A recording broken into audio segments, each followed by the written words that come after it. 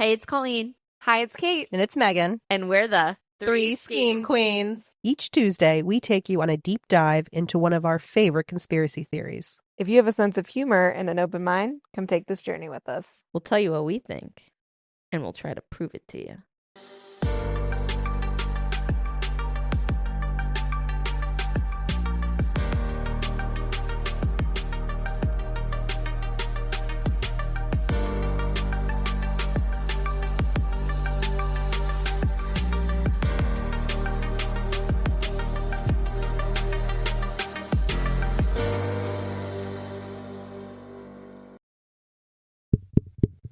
Is this thing on? Welcome back. Three Scheme Queens. Three Again. Scheme Queens. Yeah. We are wrapping up True Crimeber. We got this week. Next week? We got a little lighthearted one next week, and that'll Looking be for- the end of True Crimeber. Yeah, it's kind of sad. Yeah. I really like the name. I feel like there's something I wanted to talk about. Oh, our reel. Let's Guys, talk about how excited our reel is popping off, you guys, if you follow us on Instagram. Yeah. Kate and Megan are excited. It's I'm first sad. time we've ever been viral, which I think past Megan would say that's sad. But for right now, It's it's exciting. happy.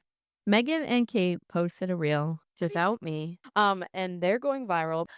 We really have to thank Diet Coke and Taylor Swift. Right, obviously. honestly. I'm more concerned about the fact that all these people are like following us now off of this Taylor Swift Diet Coke And reel. have no idea what we're really about. Yeah, and I feel like they're going to be like, what's with all this conspiracy stuff that's on my feed now? Well, then maybe they're going to be like, wait, hold on, I need to check this out. More exciting is that Kate has had 3 separate random people Yeah. reach out to her to be like, dude, you just popped up on my Yeah, feed. yeah. Also, to be fair, I was on my couch and I texted them and I go, oh my gosh, I have this idea for the real, picture it.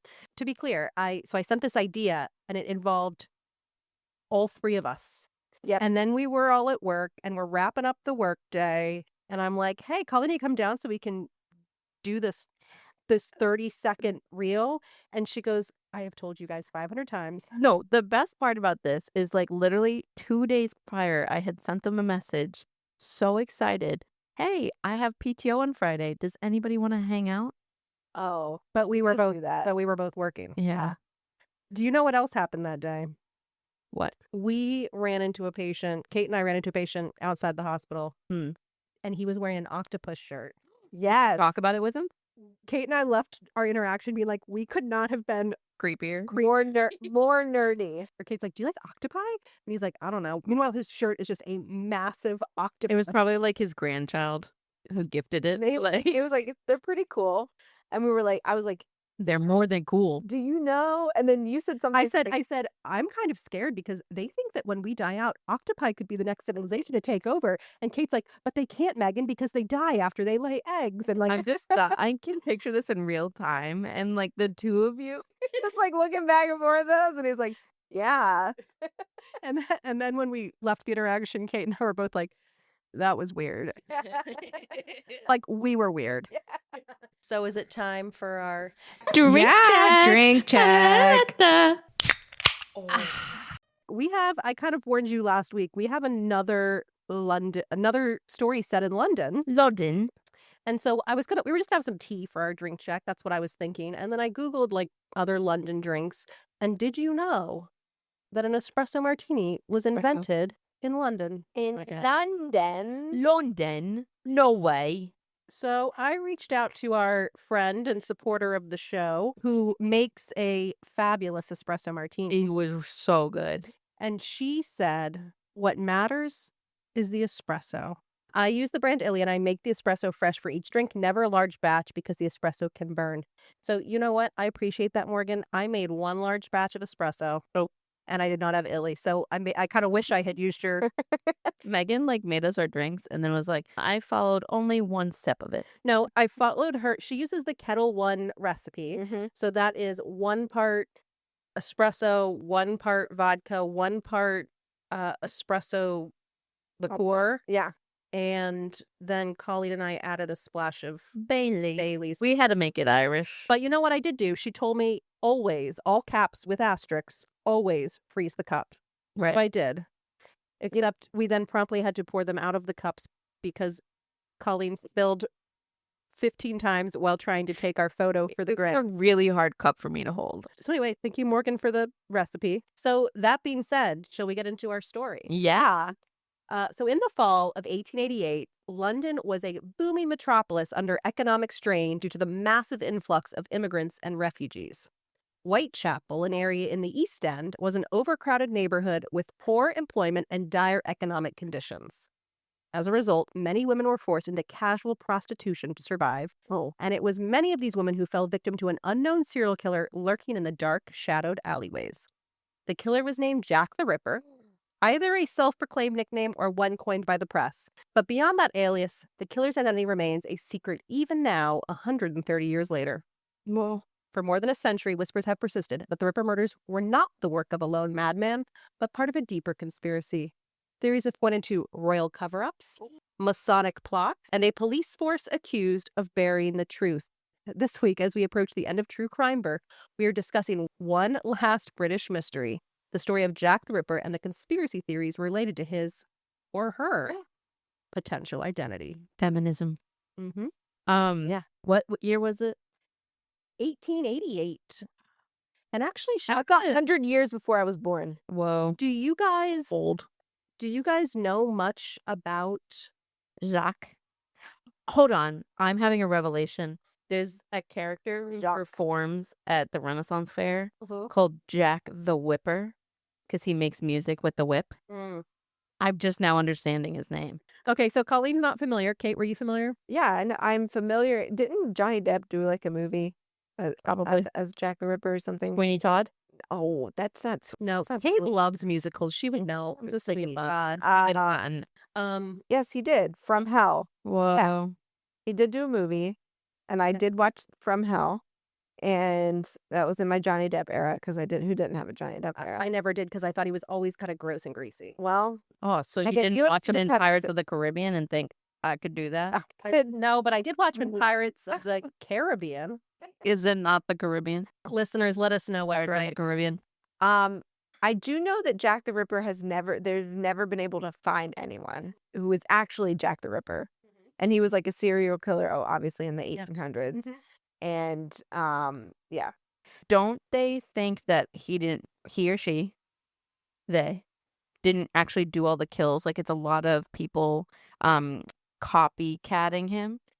So, yeah, we're going to touch on that here in just a second. But Yeah. so I will be Yeah. honest, as I think the most Yeah. true crimey person here. Yeah. right? Most well read. Yes. Yeah. Jack the Ripper is not something I was very knowledgeable about. That's surprising to me. So this was kind of an interesting deep dive, and I was definitely surprised by the conspiracies I learned about it. So let's go back to 1888. London was booming. London was booming. Is that your East End accent? London was booming. Again, there had been this massive influx of immigrants, including Irish immigrants and Jewish refugees fleeing the Russian Empire. And Whitechapel was this area in the East End that became very overcrowded. Unemployment and homelessness was rampant. Well, So these dire economic conditions led to a ton of crime. And again, a lot of women were forced into prostitution to survive.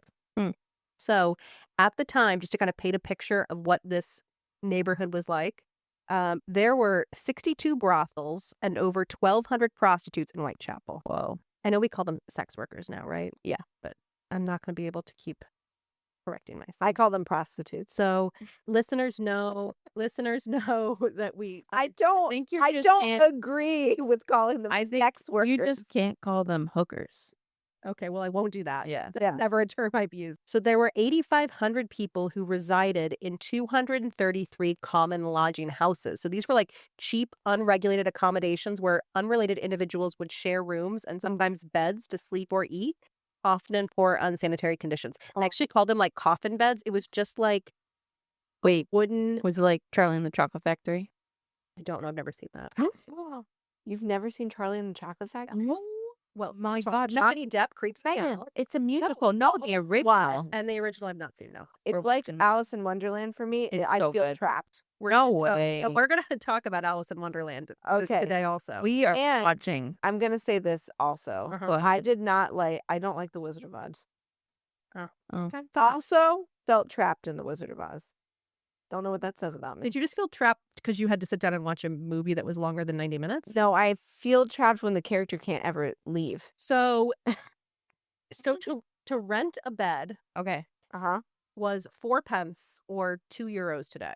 People Ooh, couldn't afford their $2 a day to to sleep. sleep. But hold on, $2 a day in 1888 had to have been a lot of money. Well, it was Well, it's 4 the pence. equivalent of, it was 4 pence, which equivalent to, I know this really throws Wait, Kate off when we talk hold on. about how the I'm value of a confused. dollar has changed. Yeah, I'm getting We're confused. talking about what would today be €2. that's what I'm saying. Back in 1880, It wasn't €2. It was 4 pence. I've done the math. I have Just- altered it so that you can think about it just- in terms of relatable. It would be the same, Kate, as As right now $2. going and saying I don't have $2 for a roof over my head. Don't tonight," think about right the now. money. Just Okay. think it was $2. Yes, exactly. Okay, what's important to know is that people could not afford a roof over their head for the night from a boarding house. Okay. Right. Okay, there was a lot of poverty in the coffin beds. in the coffin beds. Yeah. Additionally, tensions were high at this time with public unrest and a rash of anti-Semitism, racism, and Wow. nativism. In the 1880s? Yes. Okay, this gets back to the point you made, Colleen. Between April 1888 and February of 1891, there were 11 separate women murdered. But as you mentioned, we don't know that all 11 of these murders were the same person. Right. But there's patterns. So let me tell you about the ones that we think we can attribute to a single person who came to be known as Jack the Ripper. Okay. So we're going to talk about what is known as the canonical 5. Oh. So these are the 5 murders that are most likely to be linked to one killer, Jack the Ripper, okay? This is Marianne Nichols, Annie Chapman, Elizabeth Stride, Catherine Eddowes, and Mary Jane Kelly. They were killed between August 31st and November 9th of 1888. These women were prostitutes, we believe, took their customers to hidden locations, which is kind of creepy when you think about the fact that they picked their crime scenes. They were like, I know a secret spot, let's go. We probably got off on that. Creepy. So Marianne Nichols died on August 31st, 1888. Robert Paul left for work and he ran into Charles Cross, another man on his way to work. Charles said, "Come and look over here. There's a woman lying in the pavement." Whoa. They approached and noted she was cold. So Charles Cross thought she was dead, but Robert Paul thought that she was breathing. But They're not dead till they're warm and dead. Well, But not in the 1880s. That's right. But they didn't want to be late to work. Oh, so they didn't help her? Oh, but you know what? Here's my question. How many people were actually laying dead in like a ditch somewhere in London if there was like the poverty was that bad? This was on the street. Okay, but how many people were there to be not that empathetic about it? It had to have been a lot. Also, I don't know. It just seems like no one ever sleeps in this story. Like they're going to work at 3:45 in the morning. What were they doing? Anyway, I don't know. Factory work? Not important. Let's not get distracted in the details. I actually do think there was. I was probably factory working. So they were like, we got to just go to work. But you know what? If we see a cop on our way to work, Then we'll tell them. we'll let them know. Okay, I'll give them that. So, and then so I wrote like, I mean, I guess it's not like they can call, "Hey, Kate, when were phones invented?" Well, back in 1876, an old boy named Bill. So Yeah. phones did exist. Phones existed, Yeah. but probably not in this. Not in the poor neighborhoods. No. Anyway, about 3:45, so 5 minutes after the 2 men first found the body, a constable was on the scene. He just happened to go by because all these cops do is like wander the streets. Right. They think the time of death was right around 3:40 when that body was first found by Charles Cross and Robert Paul. Oh, okay. So maybe she still was breathing at the time. Maybe. Oh, is that a hint, Megan? The body was noted to have 2 deep incisions in the throat, one of them even deep enough to sever the vertebrae. Whoa. It was alive? No way. And the woman had been disemboweled, Oh. but no organs had been removed. Oh. Okay. But Just cut her open. But as we progress, he's gonna escalate. Okay. Take things out. How do you look at someone and think they could be dead when they've literally been disemboweled? Well, also if they have a dress on me, I mean, There was no blood? I don't know. Yeah. That's a good question. Yeah. Wow. It was dark. It was early. She had a big dress on. So some of these wounds throughout that they find when they like. Oh, they did I'm maybe sorry. lifted up the dress. I and forgot it disemboweled her. was 3:40 in the morning Yeah. during this. Okay. Sorry. Okay, these assholes. But her And vagina had also been stabbed twice. Again, the only reason I'm telling you this information is to be like, we're gonna start to see. This is why we can put these 5 together. because they escalate. Okay, Because when it's they very connect. similar and they escalate. Okay. All the wounds were inflicted in a downward thrusting motion. Again, this victim was Marianne Nichols. She was a 43-year-old with 6 children. Oh. Her last known address was a common lodging house. Like, I feel like all of their last known addresses was a common lodging house. On the evening of August 30th, she had attempted to rent a bed in a lodging house, but was turned away because she didn't have money. Oh. An acquaintance last saw her stumbling down the street drunkenly at 2:30 a.m. Where were her kids? I know, that's what I was thinking. Where's her kids Yeah. now? Annie Chapman, September 8, 1888, 5:50 a.m. So a tenant found a woman dead in the backyard of a residential home. Oh. He noted the front door to be wide open, though a witness who was there an hour prior claimed to have closed it. And then he proceeded to the backyard, which was like a backyard that was enclosed by a little fence, and opened the door, and there was a woman lying on her back. Okay. The doctor investigating the scene said that the body was terribly mutilated, with the throat dissevered. Oh, no. And that was a quote. Dissevered is not a word I would use. Okay. I would say severed, but Yeah, dissevered. dissevered. And the patient had been disemboweled with the abdominal organs placed next to the cord. Oh. Oh my God. She had 2 deep throat slashes, and she had flesh placed on her left shoulder and intestines removed and placed on her right shoulder. Her uterus, vagina, and bladder were removed and were missing.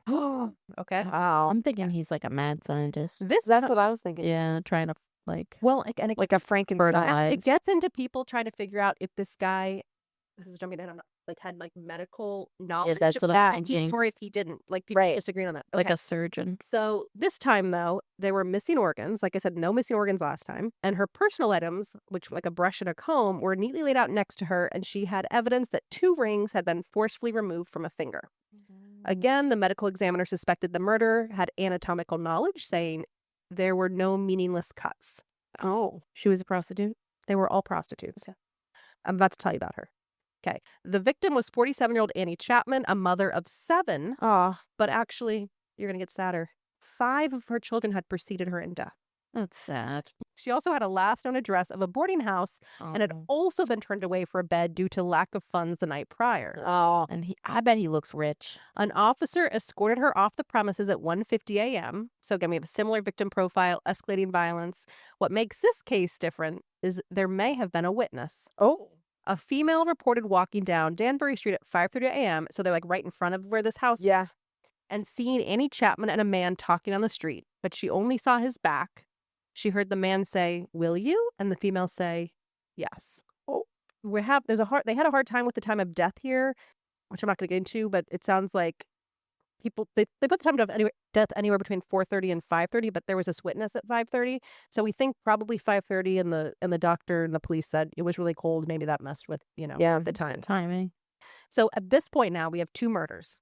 The Central News Agency of London received a letter from an author claiming responsibility and to watch for, quote, the next job, in which he would clip the ladies' ears off and send them to the police. No way he did that. It was addressed, "Dear Boss," and signed Jack the Ripper. What? Is he trying to say you're not listening?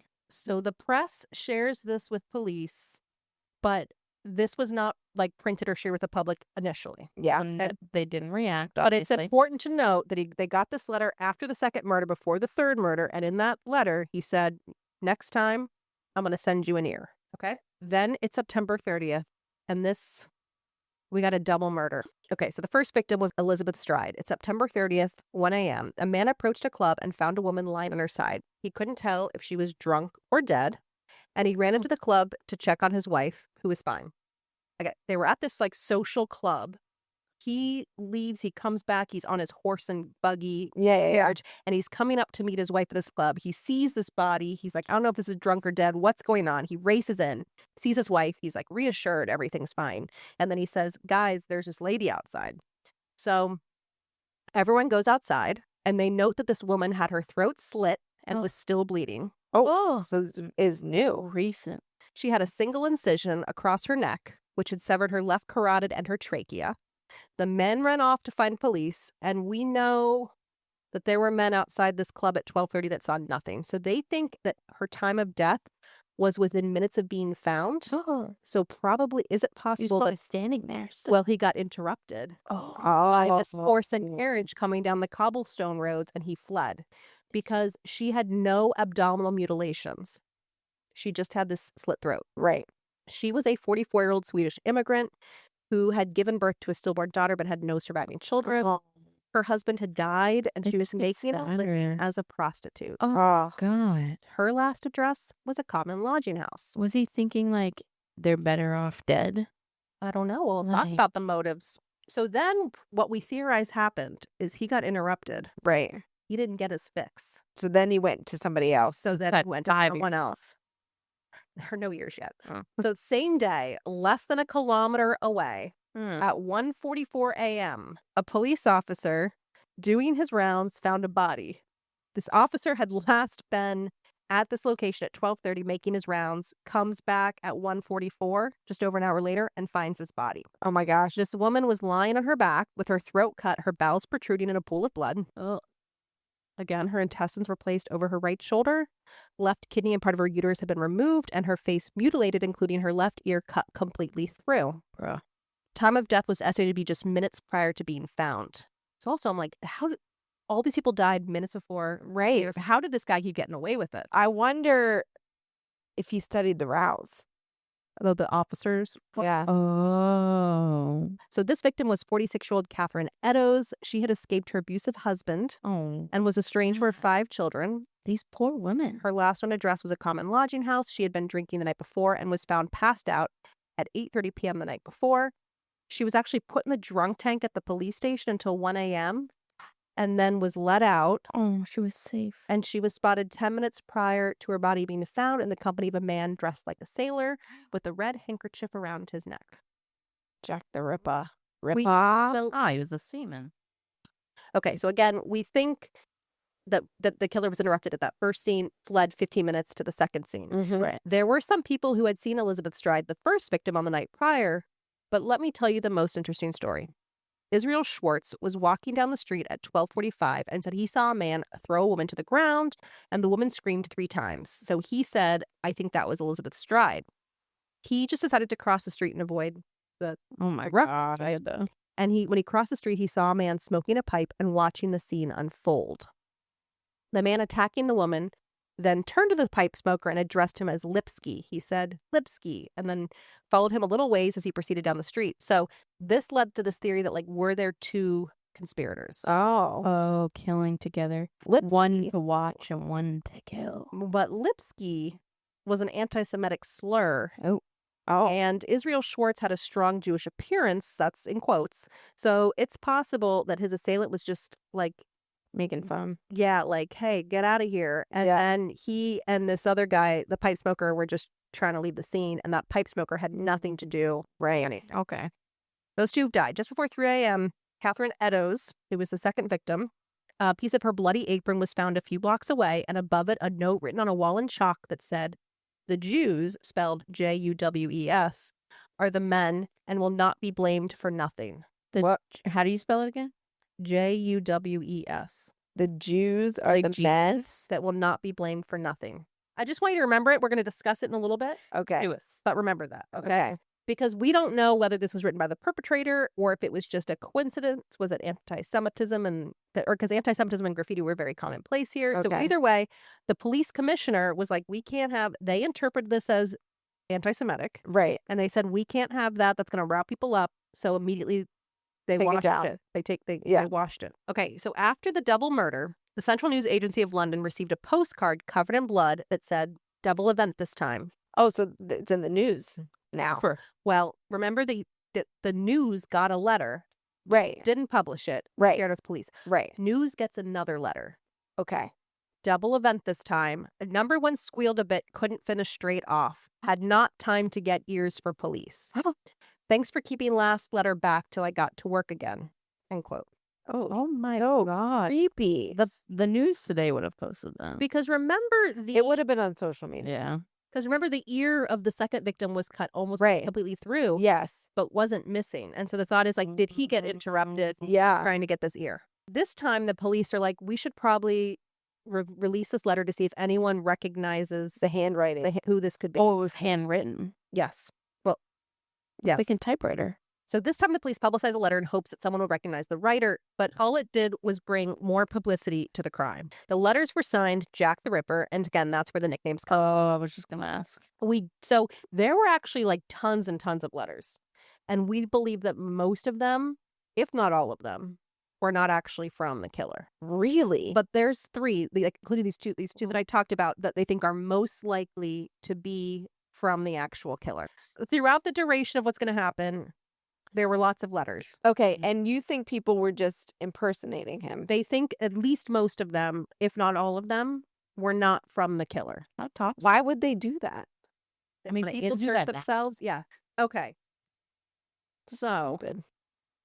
we do know from modern My linguistic experts that the same person wrote these 2 letters. Okay, So whether or not it was the killer, at least these 2 letters are like, this is the same. 100% the killer. Yes, Colleen. What's the vocab word you said? Linguistic experts. Oh, okay.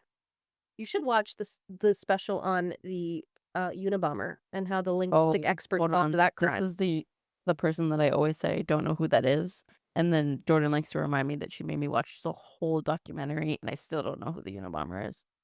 Okay, so we know that these letters came from the same person. We don't know that that's the murder. We also know the handwriting that was on the wall about the Jews didn't match the handwriting of this letter. So again, do with that what you will.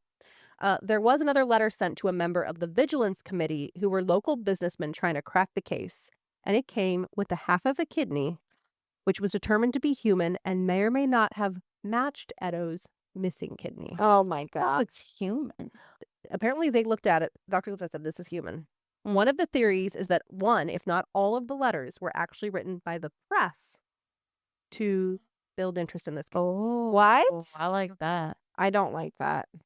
That's some fake news. So these murders happen. They up their Surveillance. surveillance, thank you, and things kind of quiet down. And the cops are bragging like, look, we've scared the murderer off, Right. which is a bad idea. No, because you know what? If anything, we know we're dealing with a narcissist Yeah. who, Named like- Jack. yeah, a narcissist who says, I got interrupted. I'll send you an ear next time. Yeah. Thanks for waiting for me. I hope he signs a letter that says, "Can I lend you a hand?" Okay, so a landlord noted that his tenants were behind on their rent, so he went to the room to talk to them. Nobody answered, but through a broken window, he saw a woman dead on a bed. Oh, The door was locked and had to be forced open. This is the worst of them all, guys. The body was cut all to pieces with her Oh. throat severed down to the spine and the abdomen gosh. almost emptied of its organs. Mm. Her uterus, kidneys, and one breast had been removed and placed under her head. Other organs were by her foot. The heart was missing. I'm trying to think what that means. Like, is he being poetic? The victim was Mary Jane Kelly in her mid-20s, but there's not a lot of info on her because she may have been using a false identity. Oh, Mm. She was working as a prostitute and had a live-in partner, but they had separated the week prior over disagreements about her lifestyle. Mm. Just before midnight on November 8th, her neighbor saw her and a man entering her home and said she was extremely intoxicated. At 2 a.m., she was seen having a cordial interaction with a well-dressed man, and the two went to her apartment. He had gloves and a parcel with him.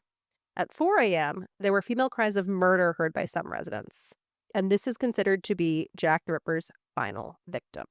oh, So one of the theories I'm not going to get into when I talk about the theories is that she had this live-in boyfriend and he was like, I don't like you being a prostitute, and they broke up and they had been seen earlier in the day. So one of the theories is that he was actually like killing all these women to scare her out of prostitution and didn't work and killed her, but I don't believe that theory. okay. So Megan's not gonna tell us. So I'm not even going to get deeper into it because there's so much to talk about. Again, there were 11 murders over 3 years. The general accepted theory is that these 5 murders that I talked about were all connected. They were all perpetrated at night on or close to a weekend with escalating aggression and mutilations. Some believe that Nichols, Chapman, and Eddowes were the only victims of the Ripper. Others think there were 6 victims, the 5 canonical and one more that occurred in early August. This would actually be like the first one. And this is when a man was on his way to work. A man was on his way to work at 4:45 in the morning and found a woman covered in blood in a housing complex. And the victim was 39-year-old Martha Tabram, a mother of 2. She had separated from her husband and was living in a lodging house and working as a prostitute.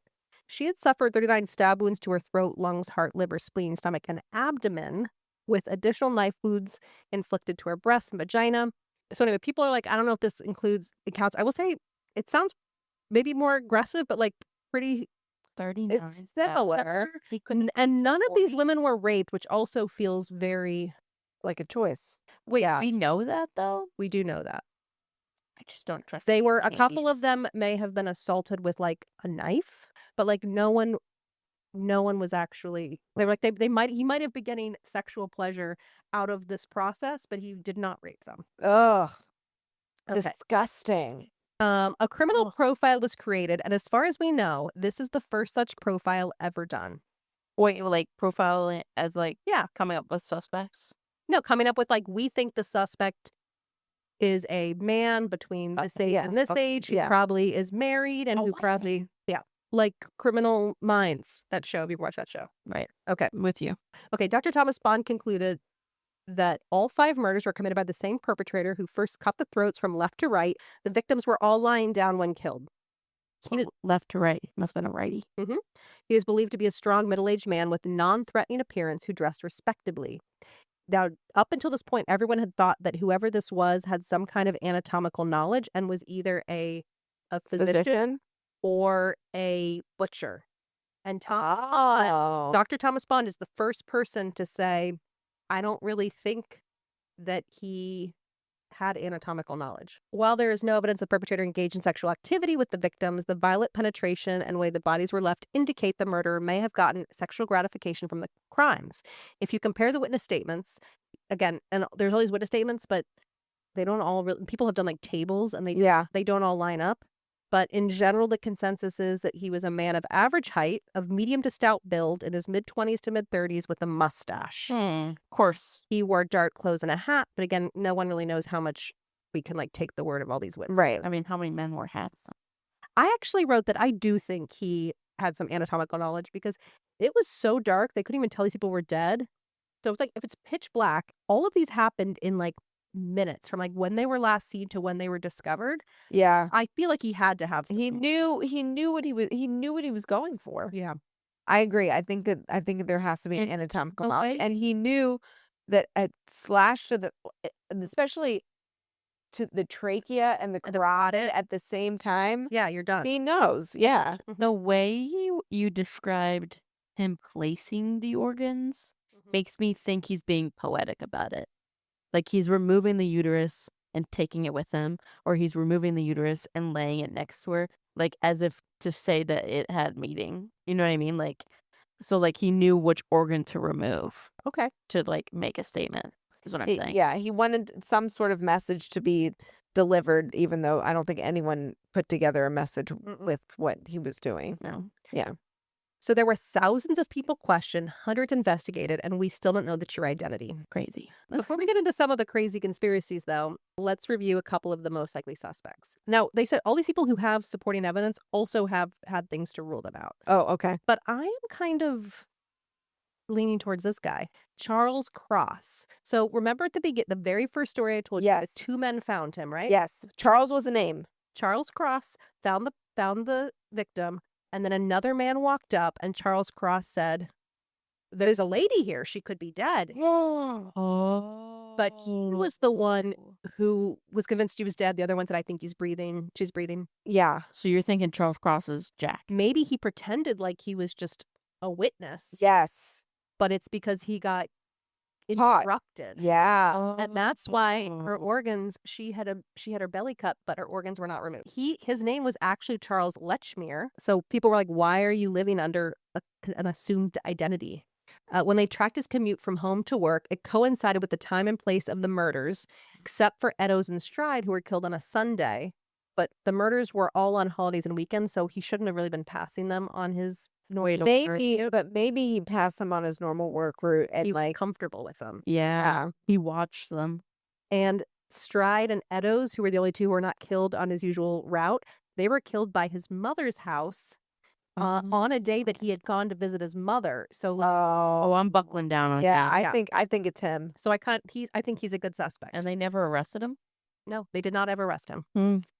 Aaron Kosminski was a Polish-Jewish barber who lived in Whitechapel who had a history of schizophrenia with visual and auditory hallucinations, paranoia, delusions, and distrust of women. He was institutionalized in 1891 because one of the other things is like there were all these murders in like a 2-3 month window, and then they just stopped. Right. So if they stopped, they're looking at people who were sent to an institution, people who were arrested, died. So he was institutionalized the year it stopped? Well, he was institutionalized 2 years later, so that feels like a little late for me. I don't think so. Some of the senior police said that they had a man who identified him but didn't want to go on record against a fellow Jew, and they never had the evidence to try him. So this is one that like the police have written like this was kind of the guy that we most suspected. Oh. And then the plot thickened because in 2014, there's this shawl that this family had that had been passed down for generations that was like allegedly from A shawl? Edo's shawl, Okay.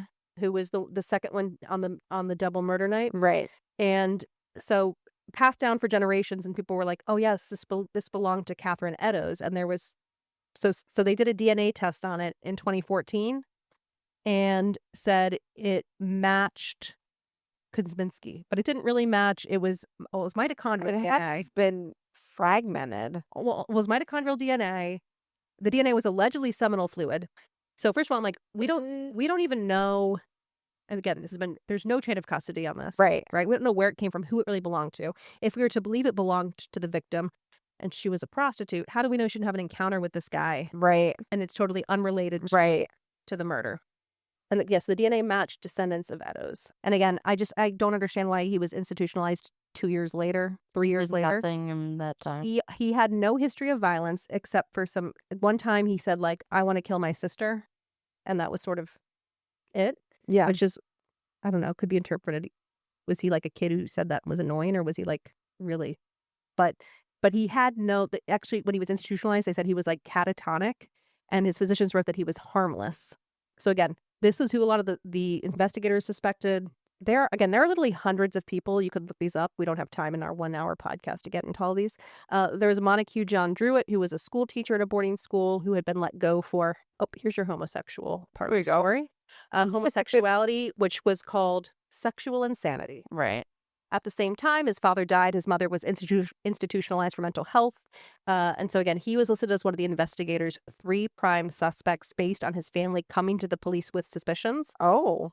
Really he was only a suspect because he was found dead of suicide 7 weeks after the last murder. So they thought that would explain the end. Yeah. Although even 7 weeks is a long time. That is a long time. For how quickly these all happened. He had drowned himself with rocks in his pockets, which was sort of a theory that we had for Lord Lucan also, right? Yeah. That's what his ex-wife claimed. With rocks in his pocket? To weigh him down. That's how you... Also, How many rocks? that's not a way I would want to kill myself. No, I feel like you're like, rocks. I'll just weigh myself down and then you can take the rocks out. And just to die by drowning. In his pockets?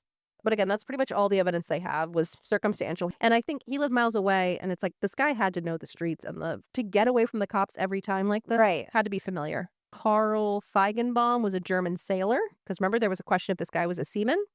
He was born in 1840, so he was a little old for this profile.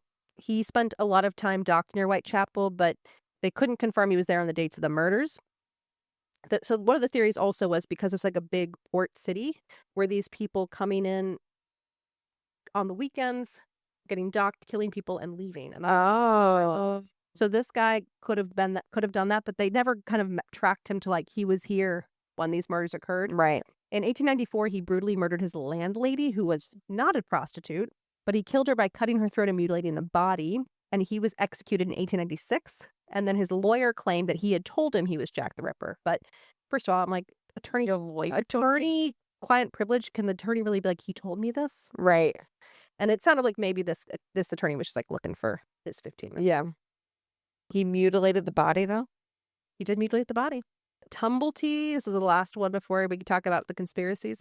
He was born in 1833 in Ireland, but was raised primarily in the U.S. He was an herbalist pseudo-doctor who was seen as sort of a scam artist, but he was in London during the murders. In November of 1888, he was arrested for gross indecency, which was homosexuality. Right. And someone bailed him out, and then he fled to Britain and the U.S. I guess he had been married to a woman in his younger years who turned out to be a prostitute. So he had a lot of disdain for women prostitutes. And he had a collection of organs, particularly uteruses, which are Oh my jars. god. And he would show off to people who came over. But he was over 6 feet tall, which Whoa. is like, yeah, very tall for what, especially at that time, right? So you would think he would stand out. He also dressed Right. flamboyantly, and he was older than what all the witnesses described. So if we believe the witness statements, probably not him. When he died, he had a brass ring, and people wondered if that was the ring. Remember Annie Chapman? I said Yeah. it was missing 2 rings. So that's another suspect. I don't know. That's a good suspect too. Well, He the does- over 6 foot. I mean, I guess you could wear a disguise, but But when you're that tall, yeah, especially at that time. Yeah. Okay. Again, there are a lot of other suspects out there, but those are kind of the big ones. So getting into kind of some other theories. One that's interesting is, was this really Jill the Ripper? Oh yeah, I have heard this. Jill This is the actually a Ripper. female. Mm-hmm. And the thought is that maybe she was a midwife because, Oh, she took the uteruses, yeah, I said maybe cut off the boobs. perhaps she's performing abortions. oh, This is supposed to explain why the murderer would have been out so early in the morning. that's sad. And if a midwife is walking down the street with a bloody apron on, no one is going to. And they're all murder them. prostitutes, Hmm? so probably getting pregnant. A midwife would have the medical skill and anatomical knowledge. And a 2006 study on saliva from the original Ripper letters suggested the sender was likely female. Oh, Saliva on the letter. I kind of like the Jill theory. Yeah. Honestly. Here's the theory that Kate has been waiting for. Yes. I don't think Colleen knows it, but I think she's going to get into it. Are you ready? Was it a royal conspiracy?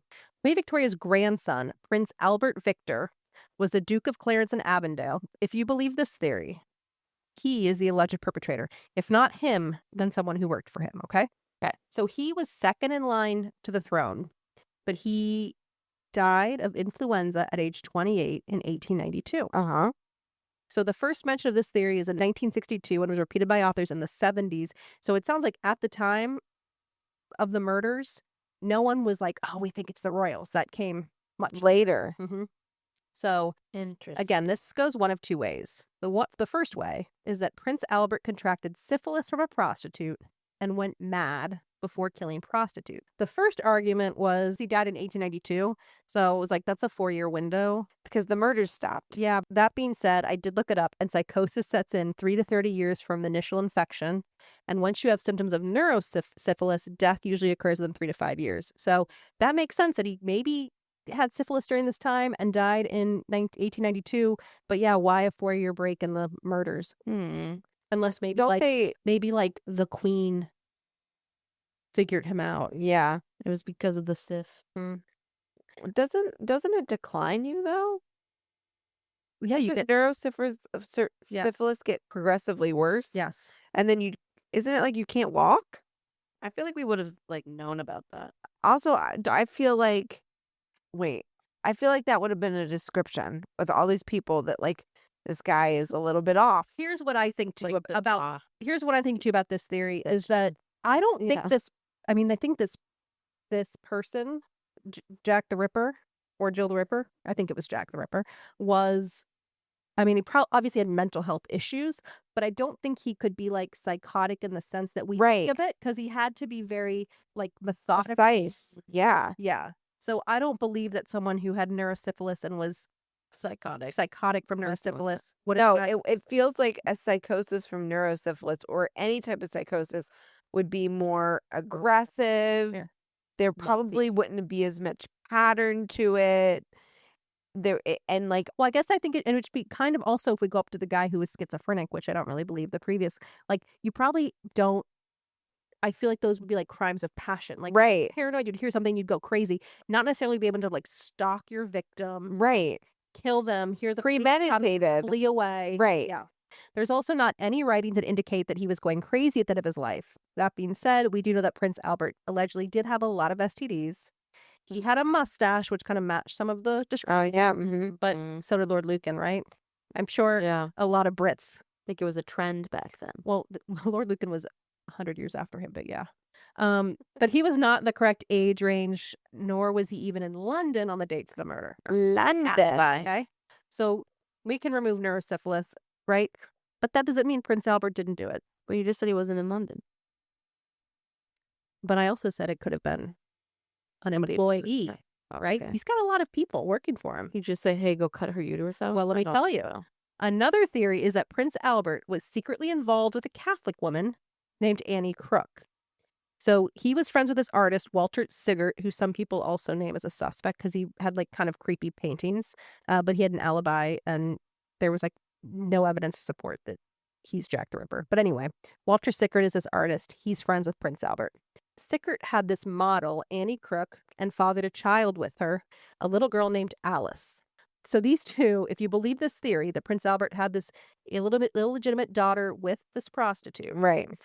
they got married, and the story goes that there were two witnesses at this wedding, Walter Siggert and Mary Jane Kelly, who was one of the victims. What?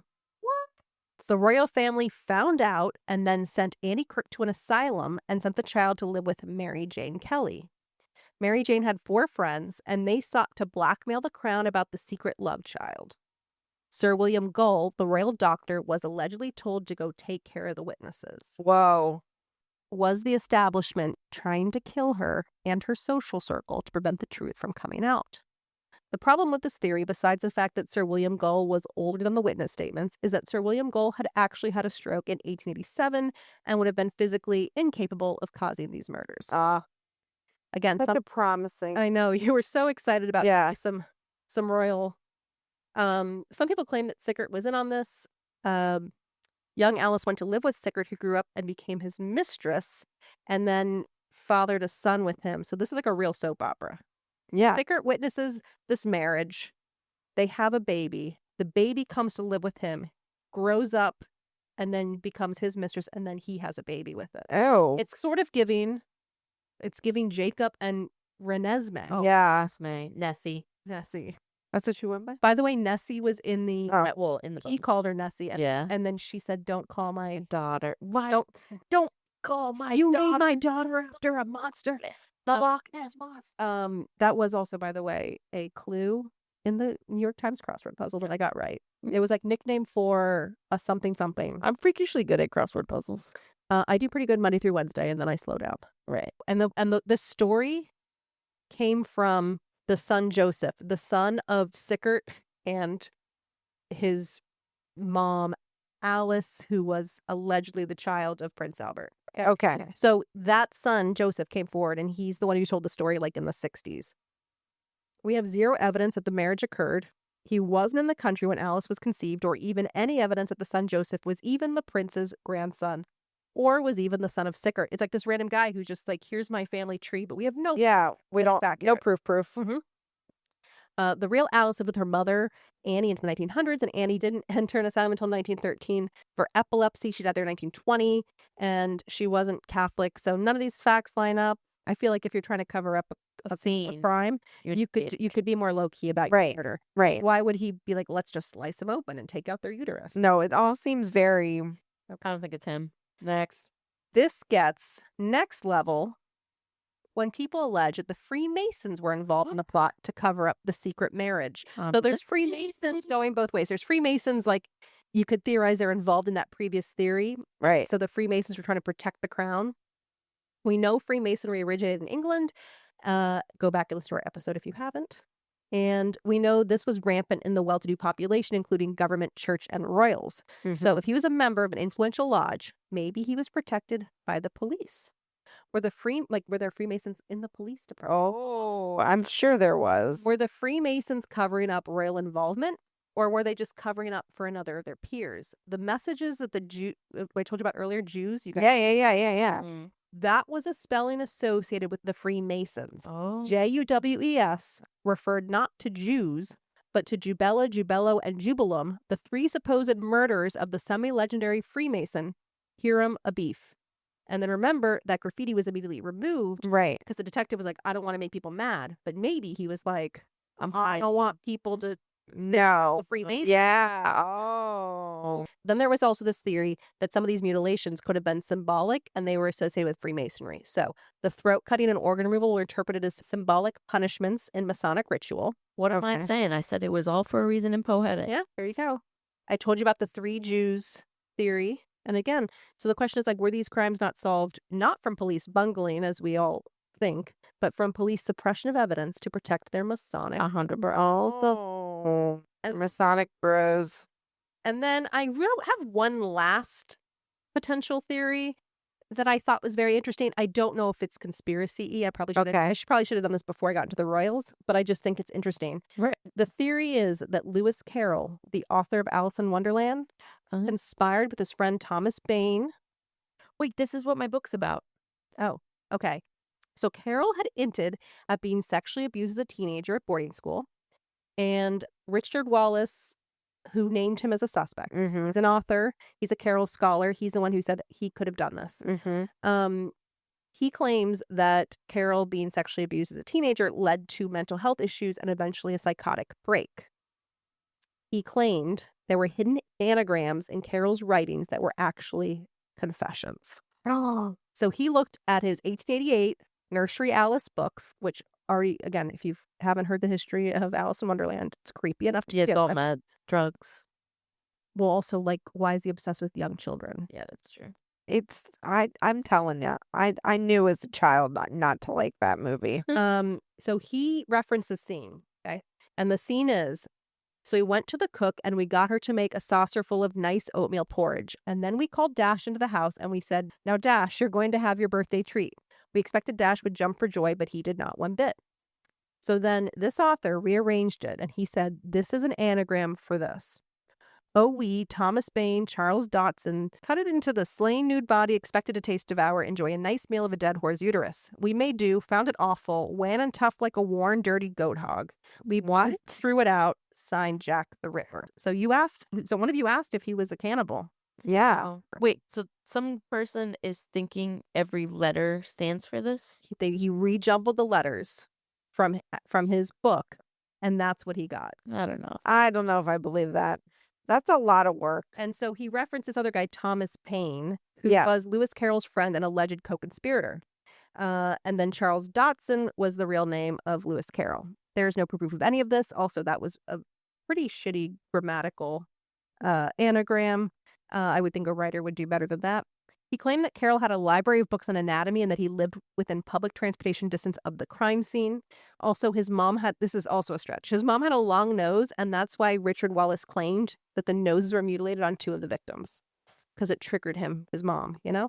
He claimed he had no alibis, but actually, when the first 4 were killed, he was vacationing in East Sussex with the child actress, 14-year-old, Issa Bowman. He was vacationing with a 14-year-old? The dude's a he was obsessed with the girl named Alice who was like 8 years old. Yeah. That's so creepy. So, yes, his pedophilia is his alibi that potentially clears him of this whole thing. Seems legit. When the final victim was killed, both he and his friend Thomas Bain were at Oxford. Also, Thomas Bain had chronic back issues and was physically unable to complete these crimes. And Carroll's handwriting did not match the letters, if you believe the letters. But that's why Sir Richard Wallace says, oh no, Thomas Bain wrote the letters. And that's why it doesn't match. The 2 were in on. And then I just like that somebody wrote, they took the opening lines from Jack the Ripper, Lighthearted Friend. This is my story of Jack the Ripper, the man behind Britain's worst unsolved murders. It is a story that points to the unlikeliest of suspects, a man who wrote children's stories.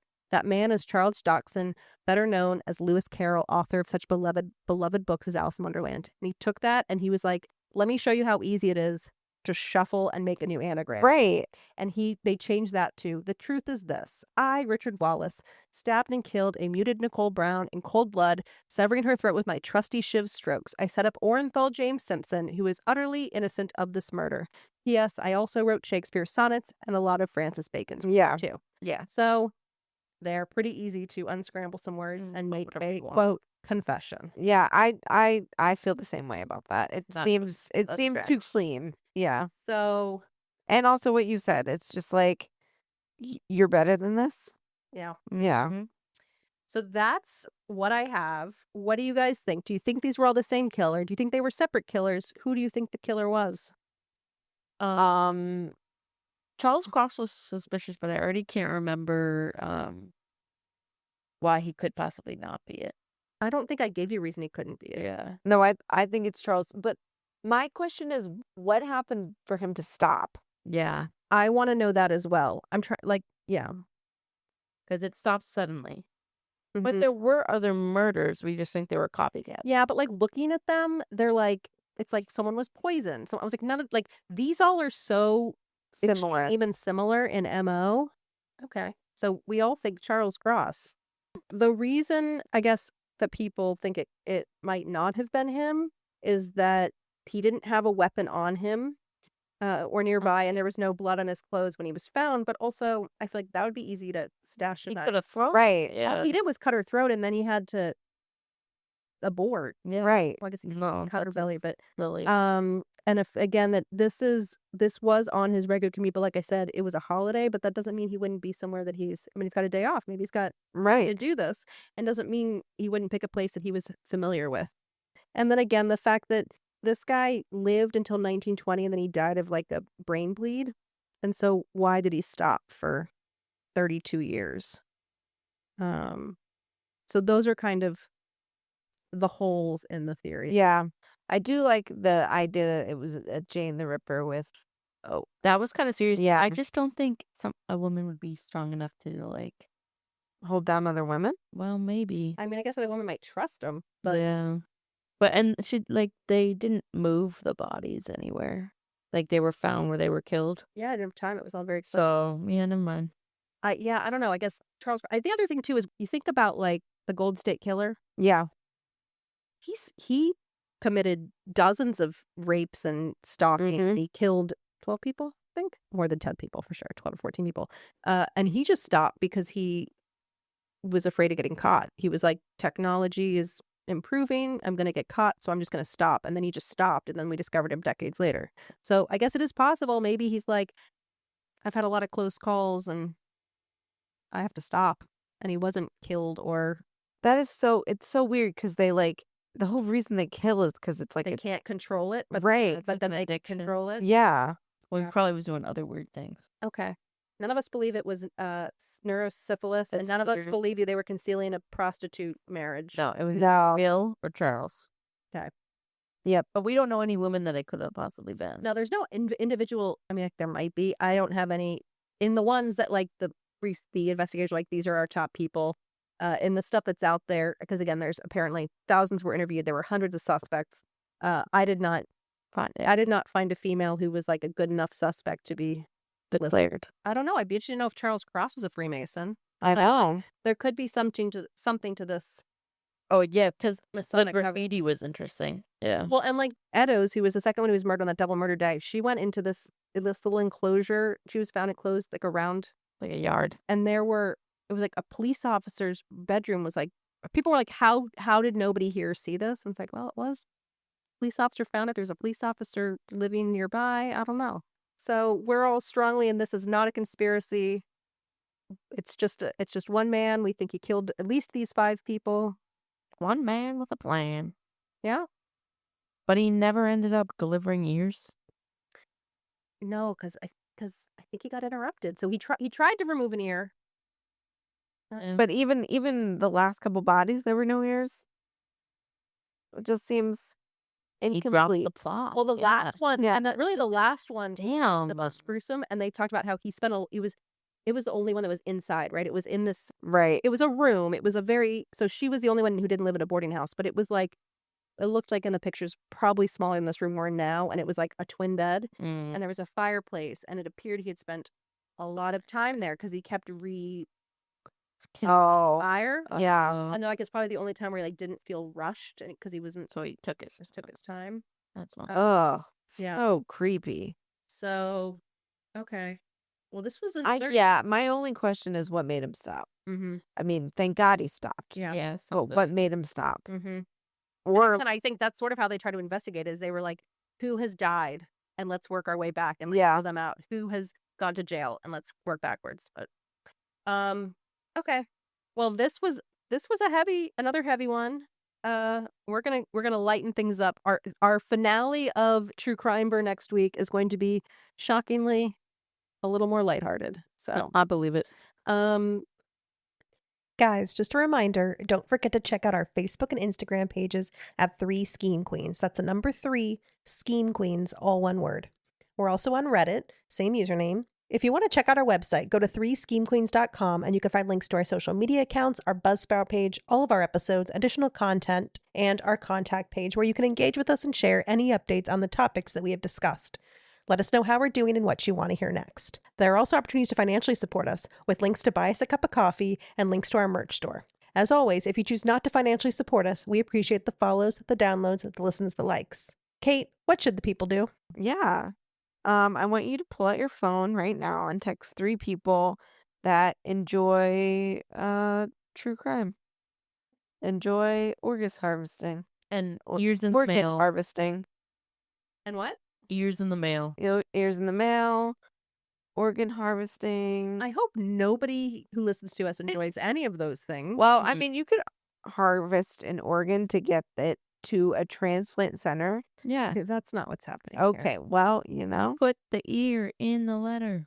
And then I want you to scroll on down, leave us a 5-star review, leave us a comment, share us on your Instagram or your social media platforms, interact with us on our social media Yeah. platforms, and go share our reel. Woohoo. And Probably like a mess. hopefully we'll be viral again soon, and Colleen will be in that one. It'll be my time. All right. Thanks so much. We'll see you guys next Tuesday. See you next Tuesday.